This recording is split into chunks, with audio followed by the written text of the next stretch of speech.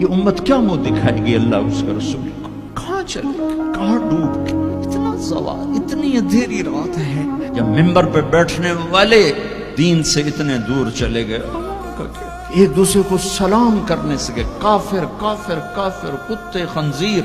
मेरा नबी ऐसे बोलता था। भाइयों, मेरे नबी ने बड़े दुख देखे हैं इस उम्मत के लिए, इसे मत तोड़ो, मुसलमान बन के रहो, फिरकों में मत बटो।